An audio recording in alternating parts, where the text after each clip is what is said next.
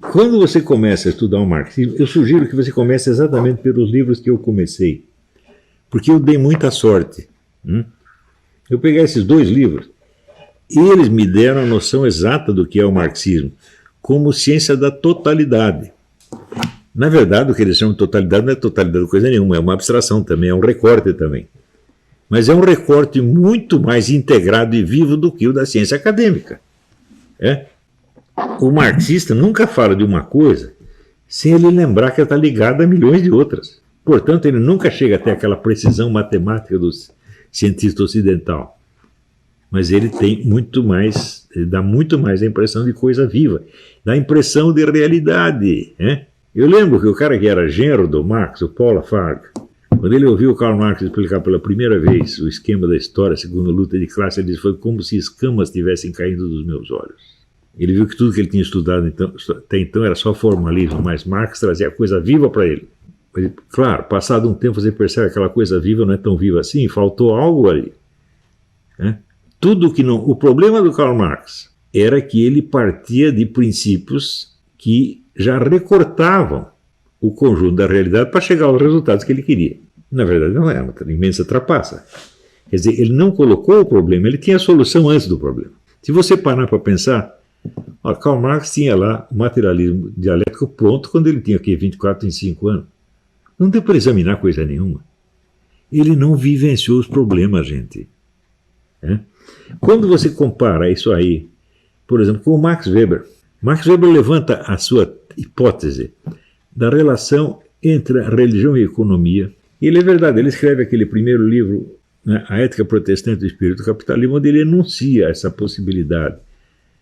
A tese está errada, mas acontece o seguinte: depois ele foi estudar como as coisas aconteceram na religião chinesa, no hinduísmo, no judaísmo, em tudo quanto é religião do mundo, e morreu sem chegar a uma conclusão. Este é um cientista de verdade. Quando as pessoas dizem que esse negócio da ética do capitalismo é a teoria do Weber, falam: não, você está sendo muito injusto. Isso é um pedacinho da teoria do Weber. A verdadeira teoria do Weber nunca acabou de ser formulada. Weber é um homem que tem uma consciência científica muito séria. Do mesmo modo, quando você vai ver o Eric Weber, ele lança aquela hipótese da ordem e história, quer dizer, que é uma sucessão de modelos da ordem que aparece ao longo da história aqui e ali. E ele tentou, então, formular isso várias vezes. A primeira vez foi na História das Ideias Políticas. Ele escreveu 8 volumes da História da Ideia Política e, de repente, ele falou: peraí, mas não existem ideias políticas. Então tem que começar tudo de novo. Então daí ele começa a ordem e história e não termina. Isso é ciência, gente, porque ciência é um conhecimento interminado por definição. Nunca esqueçam isto. Nenhuma pesquisa científica jamais acaba. Nenhuma, nunca. Nenhuma chega ao nível de certeza que idealmente a ciência desejaria. Nunca nenhuma chegou. Tudo é provisório. Tudo pode ser continuado, aperfeiçoado, mudado, destruído, refutado, sempre. E isso é o que Santo Tomás de Aquino diz, que a verdade é filha do tempo. Onde termina o tempo, nós não sabemos. Então, a ciência também não termina. E o que importa não é você chegar a uma conclusão definitiva, é você fazer o conhecimento avançar até o máximo que é possível naquela sua geração. E vai sobrar. O número de pontos de interrogação que vai sobrar é muito maior do que tudo que você escreveu. E isso é normal que seja assim, porque nós não somos onipotentes. Então, o nosso conhecimento nunca é perfeito.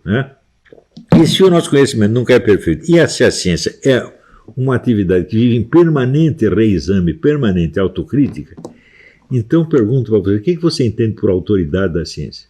A única autoridade que eu reconheço na ciência é a autoridade de exigir esse rigor na continuidade das investigações.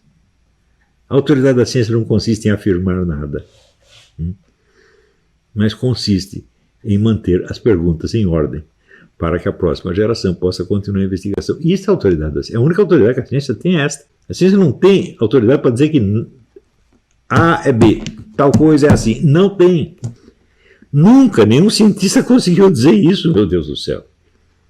Você diz: mas nós temos aí a física do Newton. Meu Deus, você já viu quantas contestações teve a física do Newton desde então e continua tendo até hoje? Quer dizer que está errado? Falo, não, é simplesmente ela é um elo de uma cadeia que não vai terminar, porra. A do Einstein, eu mostrei para vocês o livro, a mulher que dá a lista das contestações do Einstein, ela só vai até 1940. E é um livro inteiro só de título de livro, porra.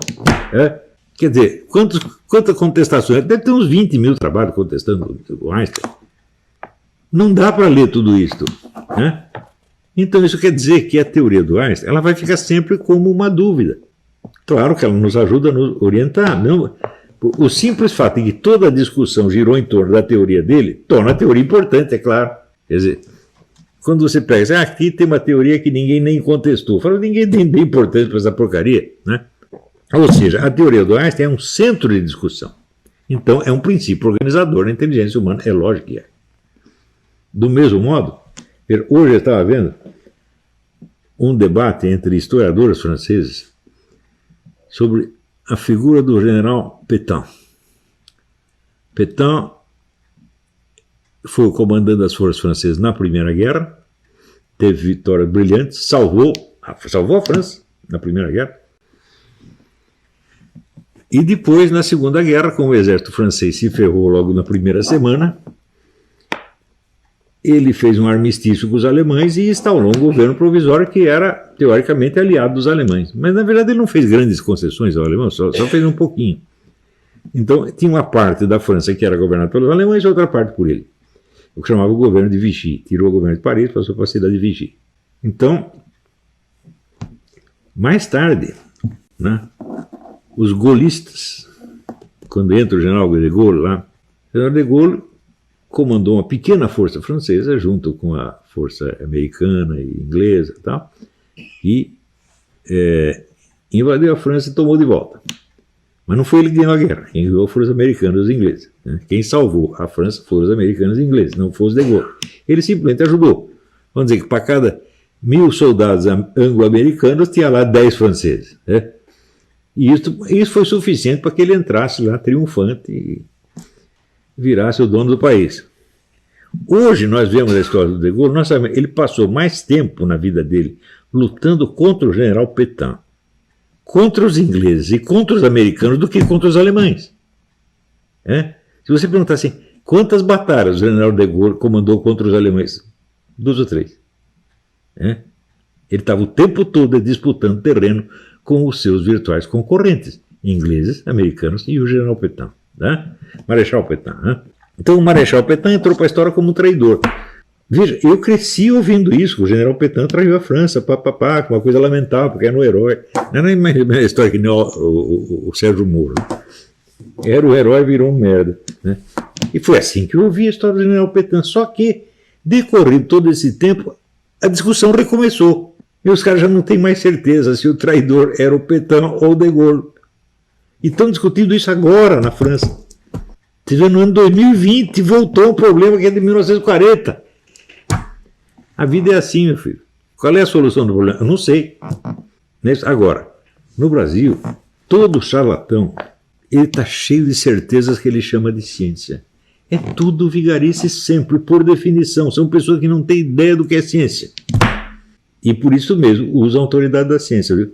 A ciência não tem nenhuma autoridade além da autoridade metodológica. A ciência não tem autoridade para dizer que nada é assim ou é assado. O que ela pode dizer é o seguinte: até o ponto atual das investigações nós achamos que é tal coisa. Amanhã pode ser outra. Não é isso? Então, eu, por exemplo, esse negócio do Einstein, né? Eu também, como todo mundo, cresci sendo educado com Einstein, tinha descoberto o segredo da forma do universo. E um dia me caiu na mão o livro do físico americano Eugene Ives, outro gênio monstruoso. E ele diz, tudo isso aí está errado, o que estava certo é a física clássica do Newton. Daí eu comecei a procurar outras discussões a respeito e eu vi que o negócio não acabava mais. E a questão do evolucionismo. Né? Décadas eu passei no seguinte situação, tudo que eu li a favor do evolucionismo eu concordava, e tudo que eu lia contra eu também concordava, porque eu não era capaz de contestar uma coisa nem outra. Falei, bom, então vai ver que não sou só eu. Vai ver que ninguém tem certeza nesse negócio. Agora, quando a gente começa observar essas discussões, a história dessas discussões é absolutamente fascinante. Isso é o que se chamou status questiones, quer dizer, começou a discussão 2000 anos atrás, veio vindo, chegou até este ponto. Isso chama-se status questiones, o estado da questão. Então, quando você tem consciência do estado da questão, você descobre que a ignorância humana é um negócio, é quase maior do que o universo. Quer dizer, o número de questões que nós não temos resposta. E daí um dia me cai numa edição francesa de Aristóteles, em 40 e tantos volumes, me cai um volume que chama Questões. Abri o livro e começo a ver. Não tinha uma afirmação, só tinha pergunta. E isso, e aquilo outro, e aquilo outro. Aristóteles foi anotando as coisas que ele não sabia, que ele gostaria de saber. Compus um livro com isso. Aristóteles foi o mais inteligente do Ocidente, depois de Platão. E eu acho ele mais inteligente que Platão. Né? Platão, às vezes, é inspirado, né? Um poeta. Né?